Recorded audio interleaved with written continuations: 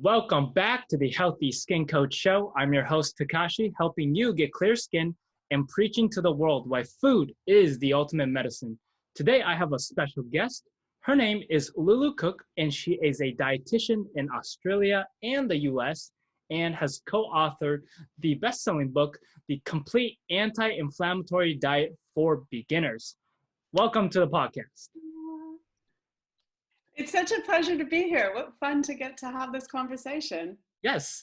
And she hails all the way from Australia. And we were just talking about the coronavirus epidemic and how Australia dealt with it much more efficiently than the US. And so the number of deaths are much fewer. Yeah. My heart's really going out to everyone so impacted. Of course, all of us globally. You know, those differences in geography are sometimes surprising. When we'll talk a little bit about it, talking about skin and vitamin D and that kind of thing. You know, there can be geographical pieces of that just affect our health in different ways. Oh, yeah. Yeah, that's a good point because in America, like 70 to 90% of people are vitamin D deficient or insufficient. Obviously, you get more sun in Australia. So I'm curious what the vitamin D levels are like in Australia. So deficiency or insufficiency, as you say, much less common here. But then on the flip side, we have world leading rates of skin cancers because of that sun exposure. Mm-hmm. So I know when I moved here several years ago, and I would go out for a jog in the morning, and it got so hot in the summer. We moved here in Australian summer. It would get so hot in the summer that I'd need to go out for my jog at 6 or 7 in the morning, which you don't think of that being like a big tanning time. But after being out running for a few weeks at 6 in the morning, I started to get like a real tan line from my running shorts and my running shirt. From being out even that early, there was just that much UV light happening that I was getting a tan at 6:30 in the morning. Yeah. Today I went for a jog, and typically my jogs last 20 minutes because obviously I don't want too much sun. But yeah, in today's UV index was about at an 8. So yeah, 20 minutes is just perfect to get your daily vitamin D requirement. And I do that every single day when I can, just to get outside and exercise. Especially when gyms are closed, it's kind of hard to, go out and get some sweat going. But that's what I try to do to stay healthy. Yeah, good on you.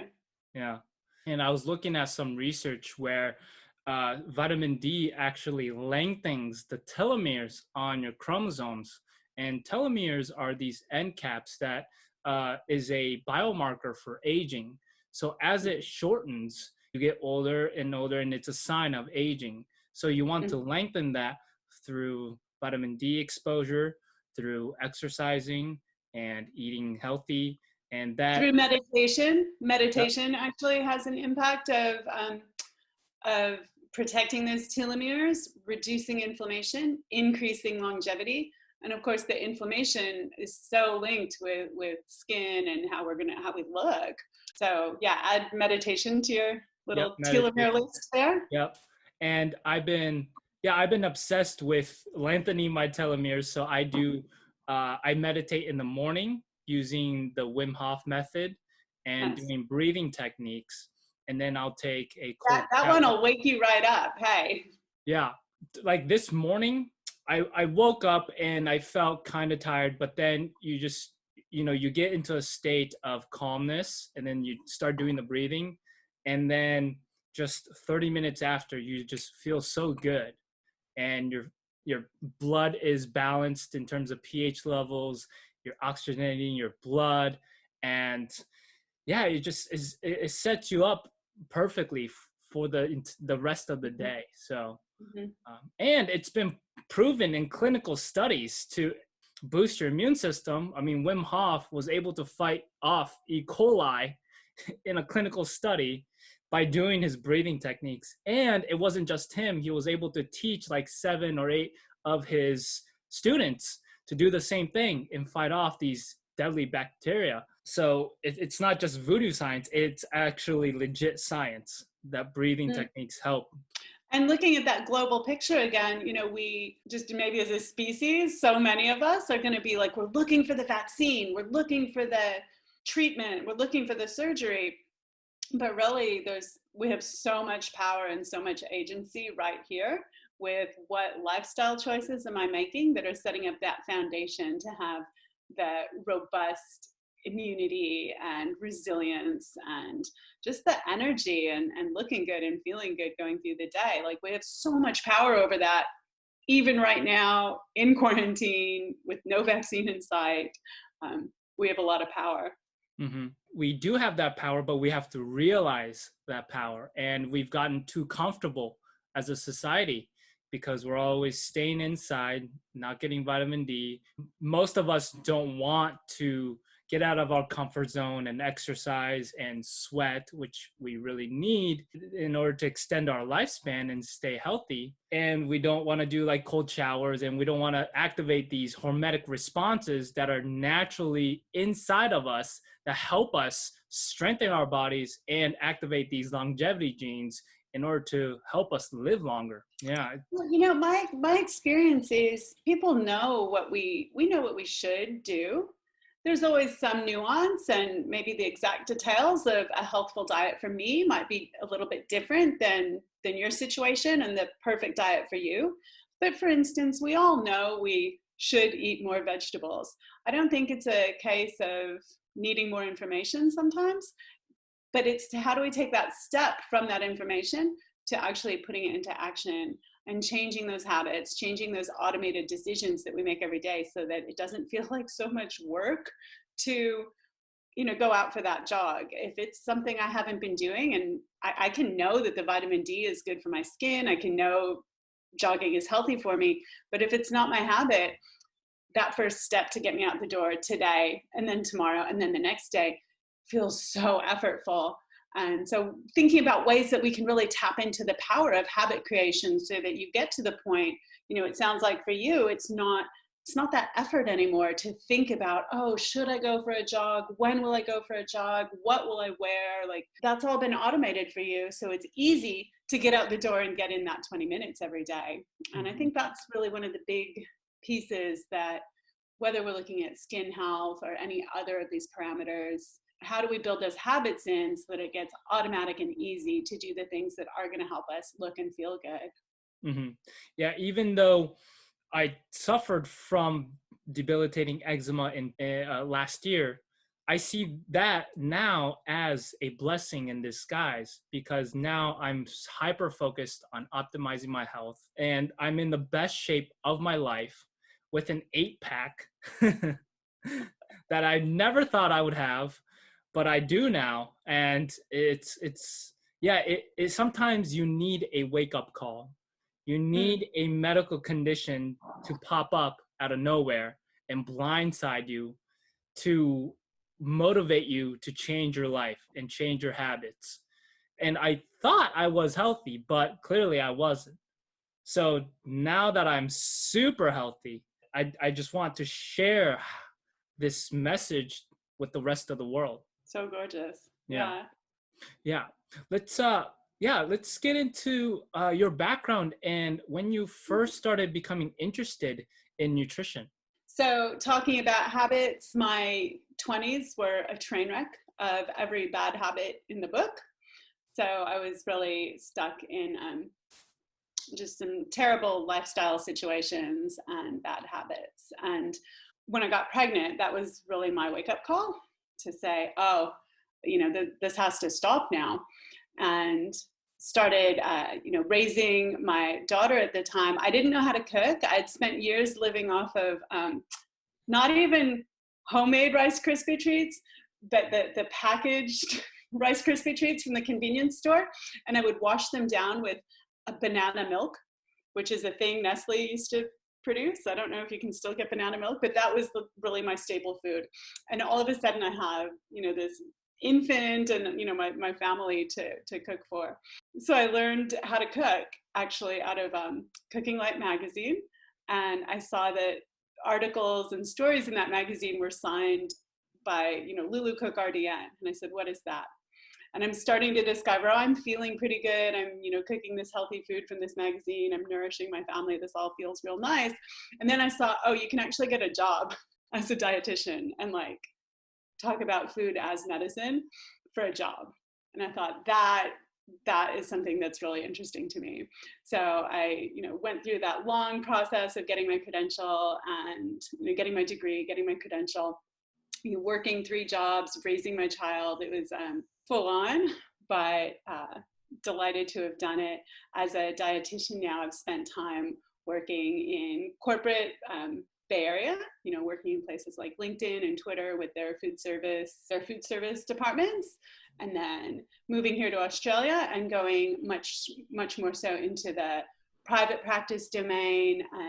So working one-on-one with clients and really focusing more so than ever on gut health, food and mood, food addiction. I work a lot in the zone of food addiction and mental health, nutrition, all of that. And I love it. I'm back in grad school now, becoming a counselor as well, a psychotherapist as well. And just loving this journey and loving that evolution of my relationship with food and wellness, and really knowing for myself, and then being able to know for anybody I'm talking to, wherever you're starting from, whatever those habits are, whatever your current level of health is, you can recover, you can get better. I know that, I did it, and I see that in people I work with all the time, that there is always room to make some positive changes that are going to feel good and really nourish our goals and aspirations. So it's my honor and delight to get to help people move in that direction.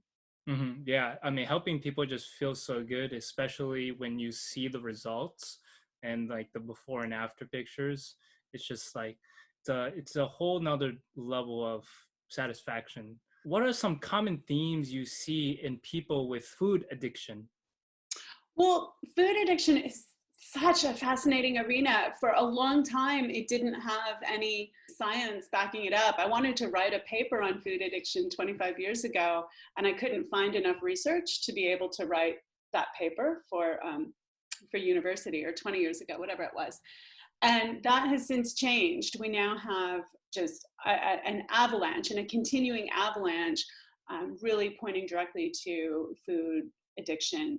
Because when we look specifically at what we call ultra-processed or hyper-palatable foods, those are the processed foods that combine typically sugar and fat, typically saturated fat. When we combine the sugar and the saturated fats together, it just acts on neural pathways that are incredibly dysregulating for us, really. We know that sugar alone sits on some of the same neural pathways as our responses to alcohol or cocaine would. So without even adding those tasty, creamy, delicious fats to the picture, sugar by itself can be a substance of addiction for people. We see genetic links between people who have or have the risk of sugar addiction, as well as have the risk or the experience of alcohol addiction, or even if they've had alcoholism earlier in their family, their risk of having that tendency towards sugar is higher than in a group of people who didn't have that family history. So it's really tightly linked, those addictive patterns genetically and in terms of the neural wiring. And so I think the great news about that is it can help people not take it on board personally in some sense. Like, it's not your fault if that's the genetic package you got handed. It's not your fault if your particular response to something like sugar is just that craving and that cycle. Not your fault. And knowing it, then you get the responsibility to decide, well, what do I want to do with it? What are the changes I want to make to be able to feel healthy and feel good and not be held hostage by a food addiction, for example. Mm-hmm. Yeah. When I look back, well, one, nutrition really isn't taught in school, and not even in med school, really. And when I went and saw doctors and dermatologists about my skin over and over and over again, and getting prescribed 20 steroid creams, they never once asked about my diet. And all they did was hand me more drugs. It baffles me. And that motivates me to get the message across that drugs aren't the answer. Food is the answer. Food has always been the ultimate medicine, but it's also the ultimate poison. The longer you eat foods that release inflammatory chemicals in the body, the bigger the negative effect is that's coming. And for me, I experienced it at the age of 26. And for some others, they're going to experience it at the age of 50 or 60. Okay. And but it's coming. And that's why I want to help as many people as I can to optimize their health starting today. I love that. And that perspective, even that your struggles were actually a gift, because I 100% agree with you that there's some patterns of eating that are indisputably dragging down our health outcomes if we had a long enough perspective to be able to see. They're just, the data are clear on that. We get old and we get sick because of those lifestyle habits of a whole life. But it can be hard to see that when we're 25, when we're 30, when we're 40, and we're busy with our families and building our careers and all that, and we still feel okay.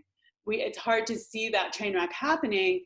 And then that can be really hard to find the motivation to make those changes and that clarity to understand why it would be beneficial to go through the discomfort of changing something. Whereas for some of us, we might have had that experience of kind of a really obvious warning sign telling us this isn't working, you need to do something different. It's dramatic, it's acute, it's right now.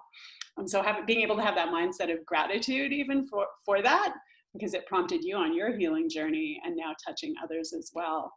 Great way to look at it as a net benefit. Mm-hmm. And when I look on Instagram, there's a bunch of moms who feel helpless because their kids have severe eczema. And then I reach out to them and ask them what foods are the kids eating. And it's just the most inflammatory foods you can think of. And then they go around to all kinds of doctors to try to fix the problem with creams and topicals, and they just have no idea that it's food related, which baffles me because you would think that there should be a parenting class and nutrition should be the first class taught.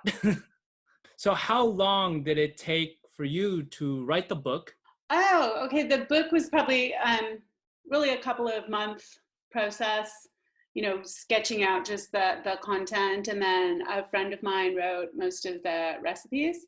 So just working together with her as well, like here are the ingredients we really want to highlight here. And here's some quick, easy, tasty recipes that bring in more of those anti-inflammatory foods and leave out the inflammatory foods. It's really, really fun project, and it's a solid book. I really stand by it, and I'm happy that, especially if the food turned out so tasty. And what's your favorite recipe in your book? Probably Lulu's iced coffee. Which is just barely a recipe at all. And when I saw that my friend had put it in and put my name on it, I was like, oh, it was so sweet. But oftentimes we think of coffee gets such a bad rap in sort of the health circles. And really the data just don't support that. Coffee is really phenomenal beverage. Americans get a significant contribution to their daily fiber intake of the day from coffee. It's one of the most significant fiber sources in the American diet, which is a little bit sad. It would be real nice to see vegetables and legumes in that position, but whatever, we're getting it from somewhere. We're getting it from coffee. Coffee is anti-inflammatory, high source of antioxidants, helps counteract Parkinson's disease, type 2 diabetes, lowers your risk of those, very protective of liver health. So we see people who have, even people who are regularly consuming alcohol, you can look at that titrated against the amount of coffee they consume, and that higher coffee intake is going to be protective against the liver cancer we would expect to see develop from the alcohol consumption. So anything up to, the study that stands out in my mind is up to 14 cups of coffee a day continues to accrue health benefits. And I will put a huge asterisk in front of that, because that obviously would be to your individual tolerance. Not all of us can take 14 cups of coffee a day without, and it's okay if you don't. You know, tea is another great potential that offers some of the same benefits, some different ones. So I'm not saying everybody should go out and drink 14 cups of coffee, but within your tolerance level and within what time of day you would need to stop consuming the caffeine in order to be able to get that important good night's sleep at night. Coffee is really much more innocent than it's been painted to be, especially if you just have it black, skip the sugar, especially being dumped in, maybe ease off on the cream if you don't, unless you really need that energy coming in. But the Lulu's iced coffee is, in fact, a lovely iced coffee with a little bit of vanilla extract added and stirred in to give it just a really nice flavor. And embarrassingly enough, that might be my favorite recipe. Yeah, I mean, it sounds delicious. I do enjoy the taste of coffee, but my body is super sensitive to caffeine. So I usually just don't even have caffeine. And when I was having the crazy eczema flare up, it was tea was the main culprit in making me worse and worse and worse. And I was drinking 3 to 5 glasses thinking it was anti-inflammatory. But for my specific body, it was the most reactive thing on my sensitivity test. So once I started cutting that out and all these sensitive foods out, then I noticed the healing process kick in. Yeah, green tea is a great example of those individual responses, because certainly looking at a population level, green tea is very protective, highly anti-inflammatory, full of anti-carcinogenic compounds, so like lowering cancer risk. Green tea is amazing, but then we're all individuals. We're all just an experiment of one, and it might not be amazing for you. And that's totally okay. For those who still are keen to get some of those benefits, though, certainly green tea extracts, just a real clean, single ingredient green tea extract as a topical application can be helpful for some people who, for whatever reason, don't do well with it as a beverage. What are some of your most memorable client stories? One that springs to mind that I reflect on a lot, and I share about this client quite a bit, because I think it's such an important lesson in how do we make those changes. How do we make those changes? So he wanted to lose a little bit of weight. He was sitting around at the office all day, every day, feeling those pounds coming on. Wanted to lose a little weight. So he identified, oh, well, I have my afternoon coffee break and I always eat cookies at the coffee break. That's probably a place I could make a change, right? So great, he's identified a specific place that he wants to make that change. And then we used Charles Duhigg's model of what's the cue, what's the routine, and what's the reward. That's the model that drives so many of our habitual actions: cue, routine, reward. So when we first looked at it together, he thought, well, maybe my cue to go have those cookies in the afternoon, my cue is that I'm hungry. It's been a while since lunch, I'm hungry, so I'm gonna go eat the cookies, that's the routine, and then the reward is I'm not hungry anymore. But when we really dialed down to it, he wasn't hungry. He'd had lunch just a couple hours ago, and we cultivated some mindfulness skills for him to be able to check in with his body cues a little bit more clearly.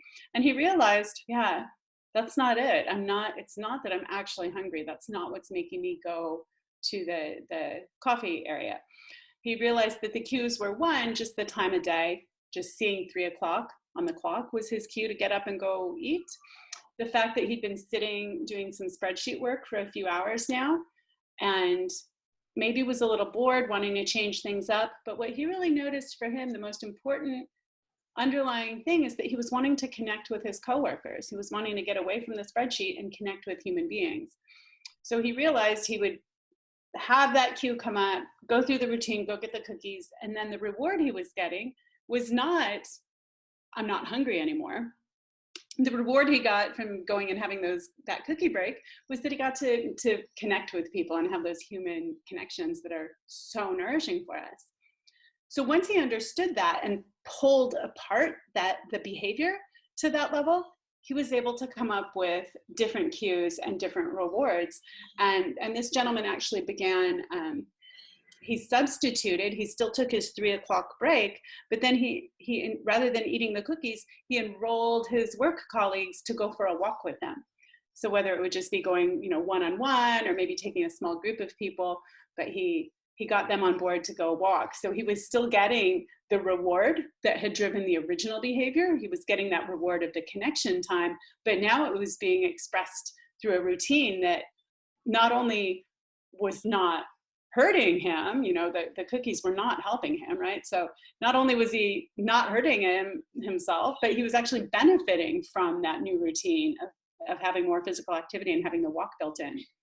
And so that story always sticks with me, because I think it could apply to any of us with any change that we're wanting to think about, breaking some of our bad habits around food, or building in some new positive habits around our lifestyle, our food. Any of us can have that think about what's the cue, what's the routine, and what's the reward. And if it's something you're trying to build a new habit of, you can be really conscious about, where could I build a cue in for this behavior? What kind of reward could I give myself for doing it consistently? And being able to just get into that groove, use that frame to help ourselves really succeed in making those healthy changes that we're hungry to make, as it were. Mm-hmm. And I can relate to that story a lot, because I used to work in an office, and I would be sitting at my desk for so many hours, and they say like sitting is a new form of cancer or whatever. And so it's not great for your health if you're sitting for a long period of time. So you need to get up and walk around.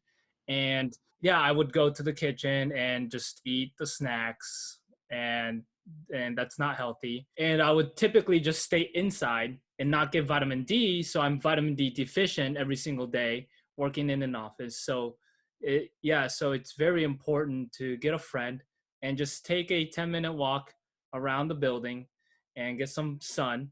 And if you're hungry, switch from cookies to almonds or avocados, something healthier. Mm-hmm. I love your example of switching out. Like if you do that check-in and you realize, yeah, I really am hungry, but perhaps switching out for a healthier choice, something that works well with some people. It might be too much to think, I'm not going to have the chips. Like they might not be ready to make that change, but we could anchor a new healthy habit on with the fact that, I walk in the door from work and I sit down and I have my bag of chips, and I just relax and I have my bag of chips. Well, I'm not ready to give up my chips, but maybe what I could do is I could anchor on a healthy habit before that, so that I could commit to have some nuts or have some carrot sticks before going into the chips. It helps take away some of that sense of deprivation. Nobody likes the feeling of, now I never get to have chips again. That just feels awful. That's not motivating, right? And with the nuts or the carrot sticks, you're getting that crunch too. That could be part of the reward for some persons. With the chips, it might be, oh, I really like that crunchy, get out the frustrations of the day. So you might be able to substitute out right at that same place, substitute as you suggested. And if you're not quite ready to make the full substitution, anchor something else on there beforehand that's going to be more nourishing, more supportive of your health, slow you down before you get to the chips. You have more opportunity to notice, I'm not, I ate enough. I had a bunch of carrots and I don't need the chips, or don't need as many chips. But in a way that we can have that sense of esteem and positivity and feeling really good about these actions we're taking toward our health, rather than feeling deprived, because that's just not sustainable. Mm-hmm. And I noticed that when I started eating healthier and including a ton of healthy fats into my diet, that I don't really have these hunger pains anymore. And my level of energy is just sustained throughout the day. And I'm not going like crazy up and down with my energy levels. Mm-hmm. Mm-hmm. Yeah, of course. The healthy fats are so key for hormonal regulation, which is going to be driving that energy experience in part. And also looking at some of our healthier fat sources, the nuts, you brought up the example. These are fantastic. They're a source of vitamin E. Almost all the nuts and seeds are a good source of vitamin E, which has some natural photoprotective qualities, meaning some natural ability to screen us from the damaging aspects of sun exposure. So increasing our vitamin E levels in that way can help with that. It also helps decrease, it's called collagen cross-linking. So we might be familiar with collagen as being part of our skin, and that as we age, that collagen starts to degrade. One of the things that can be going wrong with our collagen, so to speak, is that two different collagen fibers in the skin would start to cross-link and connect. So now they've lost some of the fluidity and flexibility of the skin. They've lost some of the ability to repair from damage, because it's just all kind of crumpled up with all those cross-links versus that real smooth collagen fibers. So having a good intake of vitamin E helps protect against that collagen cross-linking, which those of us who want to be young and beautiful forever want to protect against that. Sugar and advanced glycation end products are also big. Like we could look at the vitamin E as being the positive step to include to reduce that cross-linking. And then we could look at sugar and especially meats that are prepared in some particular ways. Those would be things to be more cautious about, because they're actually going to make that collagen cross-linking more likely. Yeah, I made a video on the benefits of collagen, and I take collagen powder every single day to help heal my gut, as well as get the collagen, especially for my cheeks that have been damaged from severe acne in college.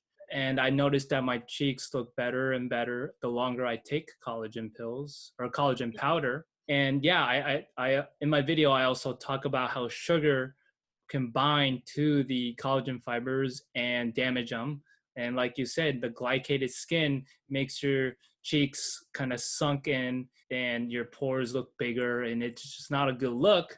And some people just have no idea, but they'll just keep eating sugar because it's so addictive. Absolutely. Thinking about your comment about the collagen and the gut health, it would be absolutely remiss of me not to give a huge shout out for the prebiotics and probiotics we can include in our diet to support robust gut health, and acknowledging that is an absolutely direct link between the integrity and health of our gut and the integrity and health of our skin. And really intuitively, that's no surprise, right? Because our gut, this tube that goes from our stomach down to the other side, that is skin that's directly exposed to external inputs. So for instance, if I'm going to have some beans for lunch, I consume those. The skin, the epithelial cells within my digestive tract are my first point of connection with this outside agent. And then likewise, the skin around the outside of our body is our first point of connection with the outside agents. So it makes a lot of intuitive sense, perhaps, that having a healthy gut is going to be really healthy for our skin as well. And we absolutely see that in the studies. When we include prebiotics and probiotics in adequate levels in people's intake, that's beneficial for reducing acne, it's beneficial for reducing dermatitis, it's beneficial for reducing psoriasis, rosacea. Really, really profound impact we get from including prebiotics and probiotics. And I know you know all of this already, but I'll just recap it for anyone whose head is going pro, what?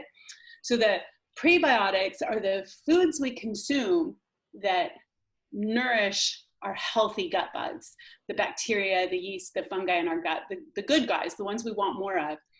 Prebiotics, which are high fiber foods, provide food that nourishes those healthy gut bugs. So that is indeed something like legumes. All of them are amazing for our gut health. Vegetables, whole grains, all of these really high fiber foods that the healthy gut bugs are going to eat those fibers that we don't digest fibers. But our gut bugs can. And so those are the prebiotics that we want to include a ton of. And then we can also consume things that are considered probiotics. A probiotic already has healthy bacteria, healthy yeast, healthy gut bugs in it, and we're actually going to consume the item that has those healthy bacteria already present. So that could be something like a sauerkraut. Yeah, any kind of fermented vegetable, a kimchi, a sauerkraut. It could be the dairy, such as Greek yogurt or kefir. Those are great sources of probiotics. Some people who might have a little bit of dairy intolerance will do better with a fermented dairy, such as a Greek yogurt. And those are like triple winners because they also provide calcium, which we want to be thinking about for our bone health going forward. And they also provide a nice source of protein. So like triple winners on those. And a little bit of a caution there with skin. There's conflicting evidence about the role of dairy in skin health. My sense is overall that's regards sort of you're just having lots of glasses of milk kind of thing. It wouldn't probably, for most of us, we would see a benefit from including a cup of Greek yogurt. We would not necessarily see a negative. But if you're going through a liter of milk a day and struggling with your skin health, you might experiment with what would happen if you pulled that down. So it could be with the foods that we're going to get those probiotics. And of course, it could also just be with capsules. Supplements are very, very common to use for probiotic gut health. It doesn't have to be the super expensive kinds. If you're going for sort of general overall health, you just need a general overall probiotic supplement with some lactobacillus and bifidobacterium. And again, you'd want to look for good manufacturing practices or some kind of quality seal on that product, but really you could get it probably at your chemist or pharmacy without breaking the bank. I do often recommend to clients I work with who have more complicated or specific health concerns, that might be a place to look for some of those really high-end practitioner only sort of supplements that are going to definitely cost a little bit more, but that's just knowing where you're sitting with your health situation. More easily available and more affordable ones are going to be a great support for many of us, but some of us might need to bump it up at least for a while to a more expensive product. And as always though, food first. So I would say, get that sauerkraut in, get that Greek yogurt in. If you know you're getting some of those fermented foods in every single day, that is so powerful. You're getting so much more benefit from that than we even know. And then after that, you might consider also topping it off with a supplement if that was appropriate for you. Mm-hmm. Yeah. And for me, I take a skin probiotic every single day called Skinessa.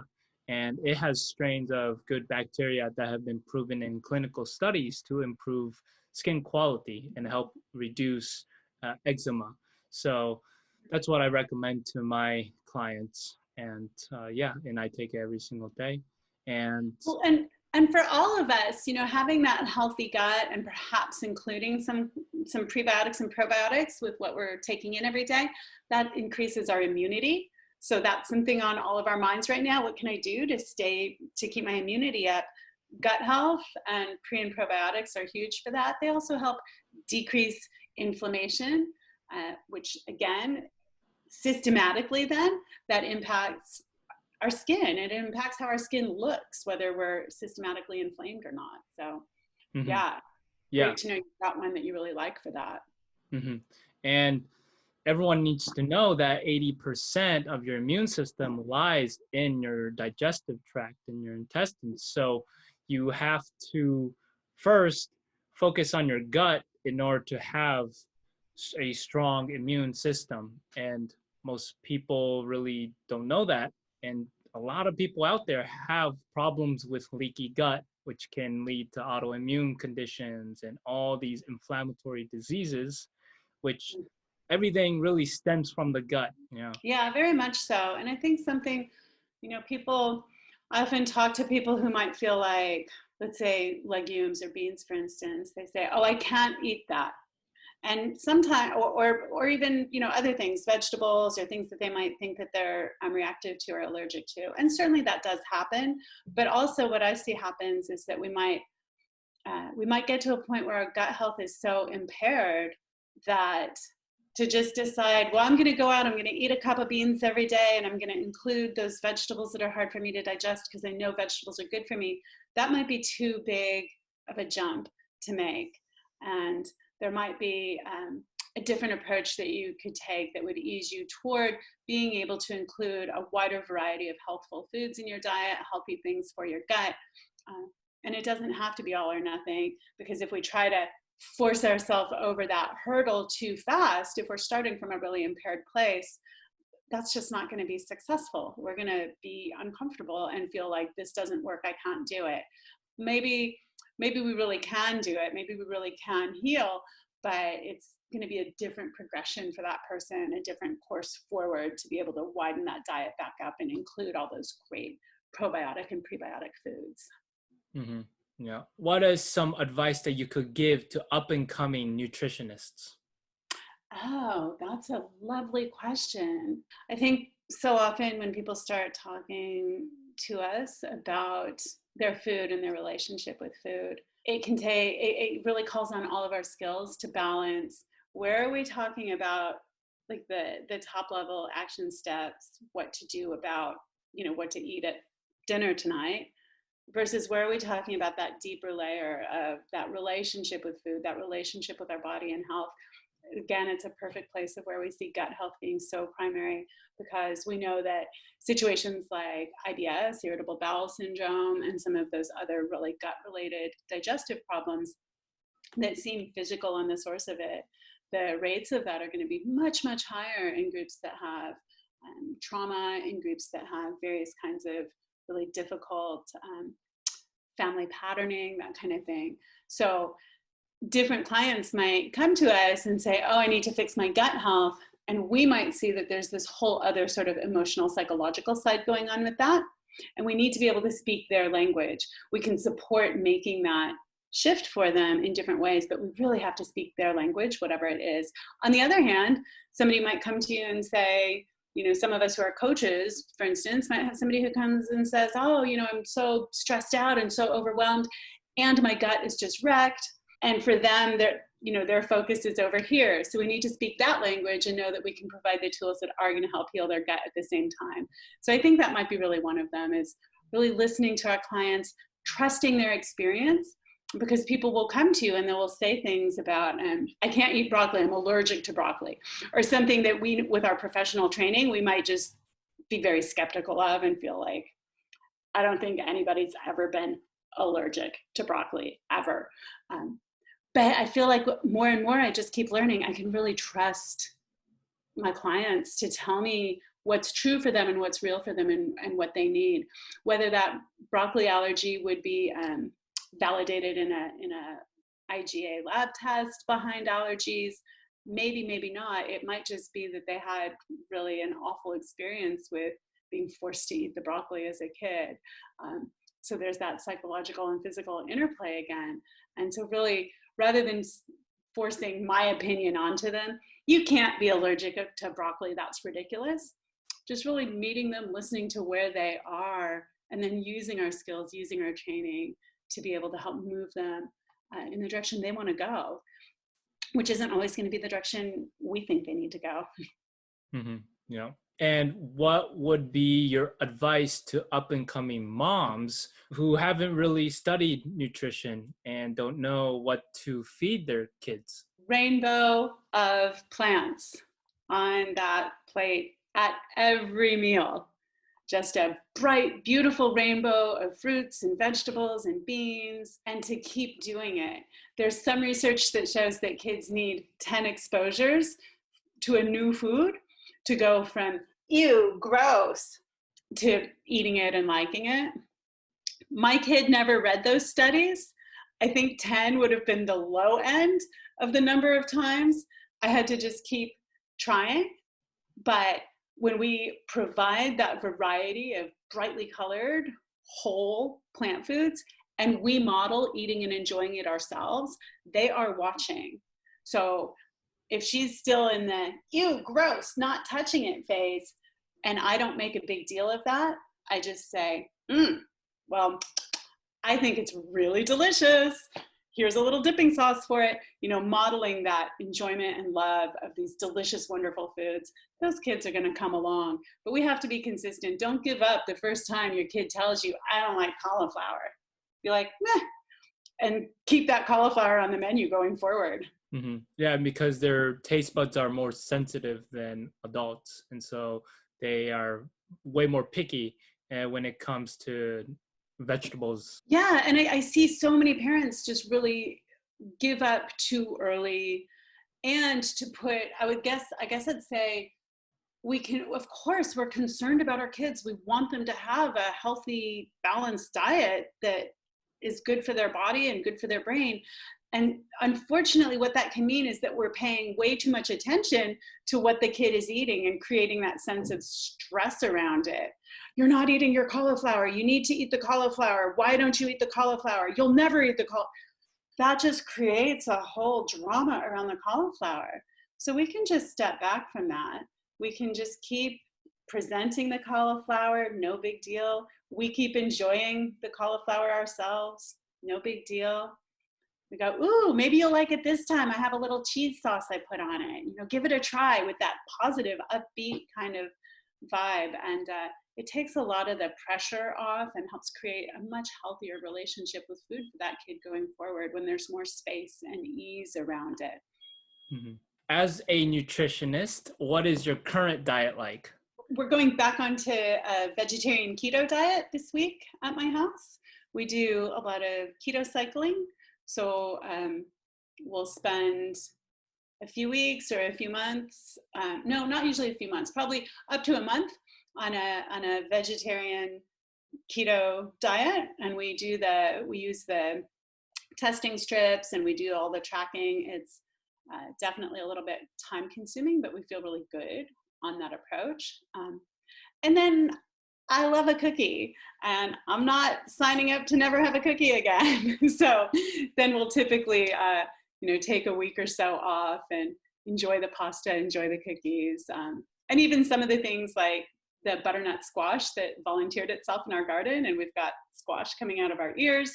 So, we'll take that time off, that more regimented sort of diet, enjoy all those goodies, and then often right now choosing to go back onto it. So today will be day one back on that, which means, what do I eat? So it means breakfast might be a gorgeous big bowl of radicchio, again, growing that in our garden.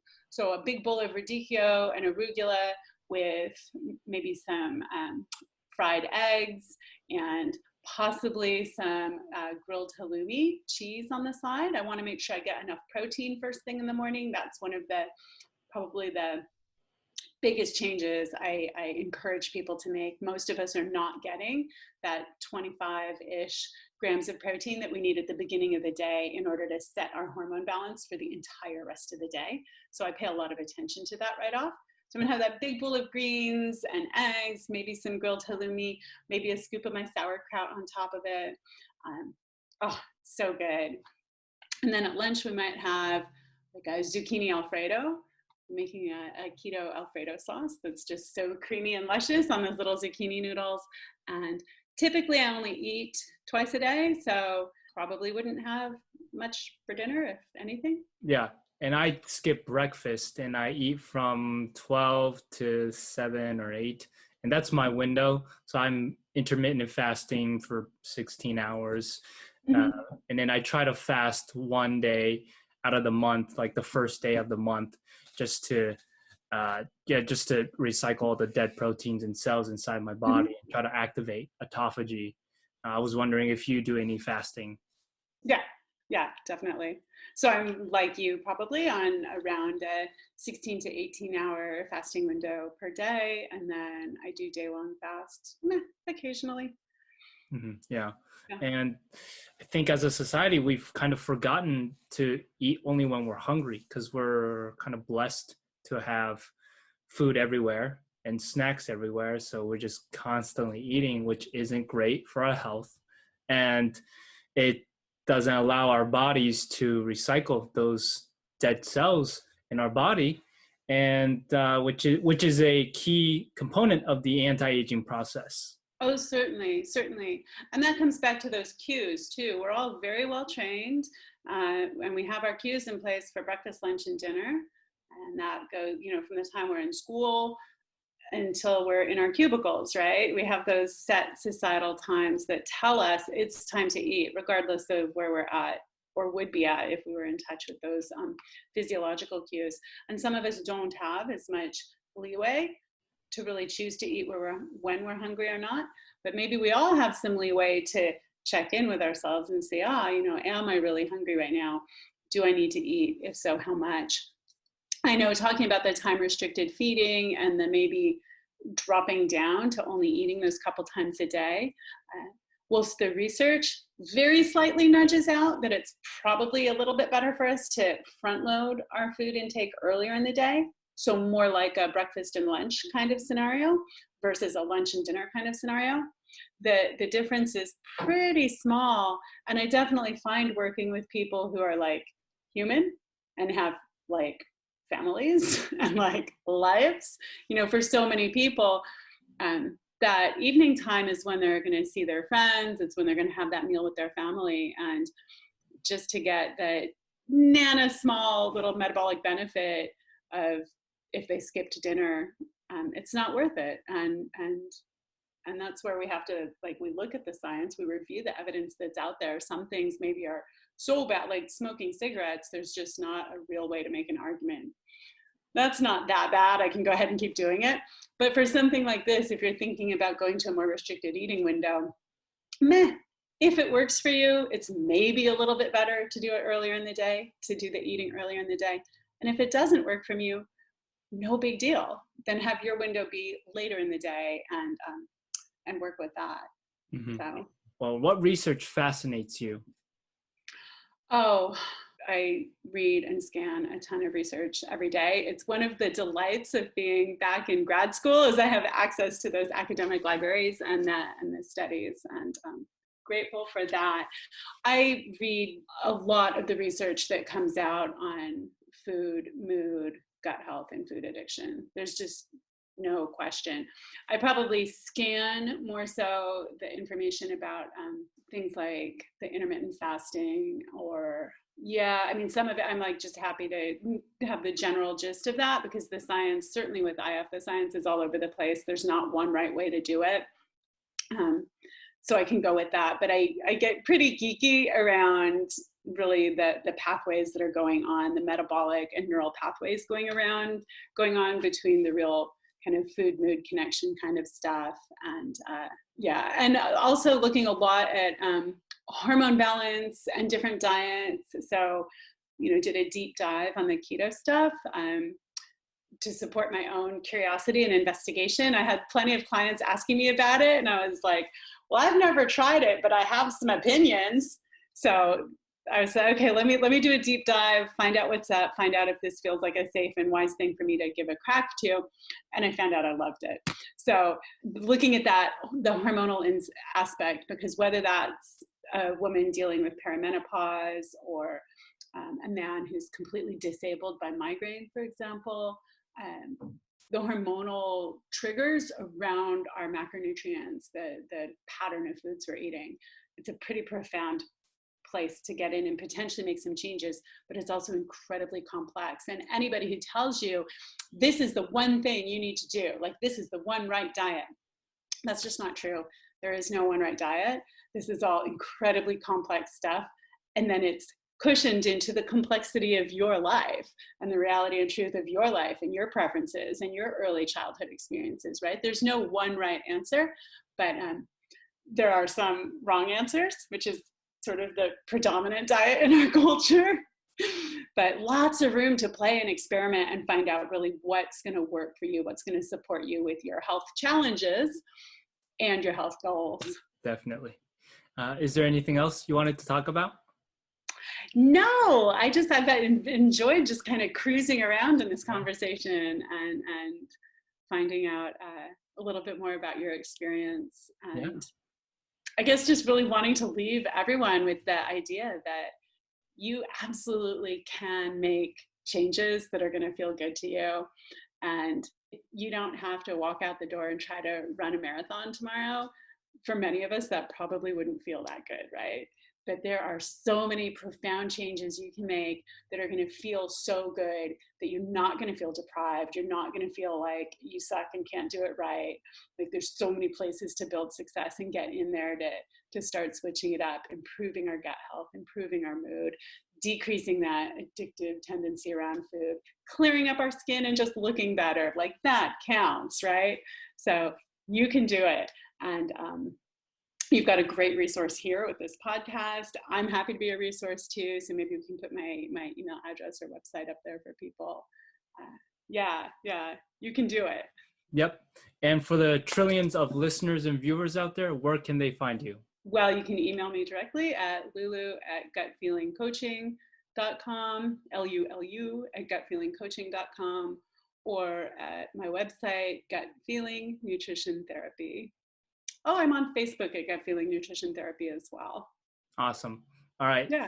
Thank you so much for joining the podcast. As always, please stay safe and please stay healthy. Taco is out.